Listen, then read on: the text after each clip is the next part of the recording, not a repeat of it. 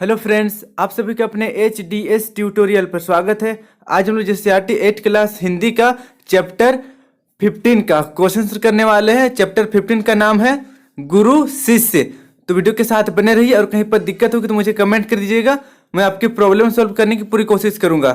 तो चलिए देखते हैं पाठ से का पहला नंबर। गुरु शिष्य पाठ में विद्यार्थी की जो वेशभूषा है उससे उस विद्यार्थी के बारे में क्या परिलक्षित होता है। क्लियर है ना, मतलब विद्यार्थी का ड्रेस देखकर उसके बारे में क्या पता चलता है। तो देखिए आंसर हो जाएगा, विद्यार्थी की वेशभूषा से प्रतीत होता है कि वह गांव देहात का बालक है जिसकी आर्थिक स्थिति भी अच्छी नहीं है। क्लियर है ना। उसके बाद देखिए, इसको नोट डाउन करने के बाद देखिए सेकेंड नंबर का क्वेश्चन। सेकेंड नंबर का क्वेश्चन है, काशी विश्वविद्यालय का वर्णन अपने शब्दों में करें। तो चलिए आंसर हो जाएगा इसका, काशी विश्वविद्यालय विस्तृत क्षेत्र में फैला है। उसका निर्माण सुनियोजित ढंग से किया गया है। सड़कों के किनारे छायादार वृक्ष लगे हुए हैं जिनसे सड़कों पर धूप नहीं लगती।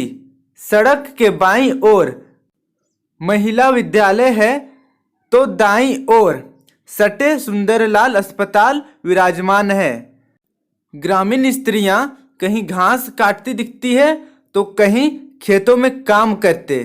कहीं पर उनके संगीत से वातावरण गुंजयमान हो रहा है तो कहीं हंसी ठट्ठा अथवा झगड़ा। कुल मिलाकर समस्त क्षेत्र अत्यंत आकर्षक दिखाई पड़ता है। क्लियर है, इसे नोट डाउन कर लीजिए। उसके बाद हम लोग देखेंगे 3 नंबर का क्वेश्चन आंसर। 3 नंबर का प्रश्न है, लेखक ने बनारस के आसपास की ग्रामीण औरतों का चित्रण किस प्रकार किया है। वहां के परिवेश और आपके परिवेश में क्या अंतर है। क्लियर है, ये क्वेश्चन है। तो चलिए आंसर देखते हैं। आंसर हो जाएगा, लेखक ने बनारस के आसपास की ग्रामीण औरतों का चित्रण निम्नांकित प्रकार से किया है। देखिए नीचे, बनारस के आसपास की ग्रामीण औरतें लाल कत्थई रंग की साड़ियां बहुत पहनती हैं।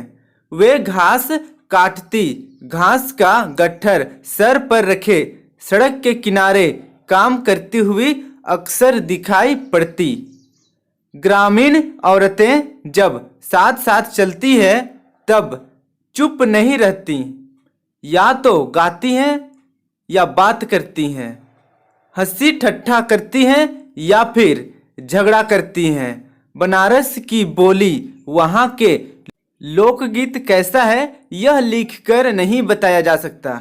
मैंने उन औरतों की बोली सुनी या गीत सुना तो मुझे वह प्रकृति का ही कोई व्यवहार लगा। हम लोगों के परिवेश में रहने वाले लोगों का जीवन व्यस्त है। हमें धन, शक्ति और अच्छी सामाजिक स्थिति प्राप्त करने के अपने सपनों का पीछा करना प्रिय है। जीवन में नई नई समस्याओं से जूझना पड़ता है। क्लियर है, इसे नोट डाउन कर लीजिए। उसके बाद हम लोग देखेंगे नेक्स्ट नंबर का क्वेश्चन आंसर। अब देखिए 4 नंबर का क्वेश्चन आंसर। क्वेश्चन है, लेखक फर्श पर ही क्यों बैठ गया।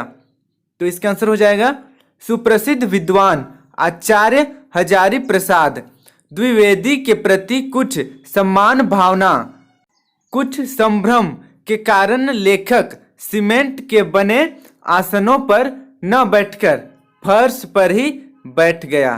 क्लियर है, इसे आप लोग नोट डाउन कर लीजिए। फिर देखेंगे हम लोग 5 नंबर। 5 नंबर का क्वेश्चन है, लेखक कानपुर से शर्म के मारे क्यों भाग आया था। क्लियर है, लेखक कानपुर से शर्म के मारे क्यों भाग आया था। तो आंसर हो जाएगा, VSSD कॉलेज कानपुर के अध्यापक लेखक से यह आशा करते थे कि वह टॉप करेगा, लेकिन लेखक को प्रथम श्रेणी से भी 3 अंक कम आए। इस कारण वह शर्म के मारे कानपुर से बनारस भाग आया था। क्लियर है, इसे नोट डाउन कर लीजिए। उसके बाद हम लोग देखेंगे 6 नंबर। उससे पहले आपसे रिक्वेस्ट है कि अगर अभी तक आप मेरे चैनल को सब्सक्राइब नहीं किए हैं तो सब्सक्राइब कर लीजिए और बेल आइकन को भी प्रेस कर दीजिए, ताकि जब भी मैं नया वीडियो अपलोड करूं आप तक नोटिफिकेशन चली जाए।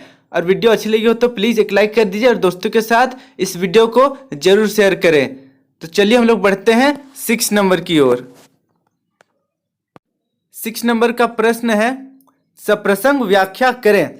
नीचे कुछ लाइन दिया गया है, इसका सप्रसंग व्याख्या करना है। क्लियर है? तो लाइन देखिए, जब तुम मेरे शिष्य हो गए हो तो गुरु शिष्य से बढ़कर आत्मीय संबंध और कौन होता है। विद्यार्थी को मधुकरी वृत्ति का होना चाहिए, जहां से भी हो ज्ञान ग्रहण करना चाहिए।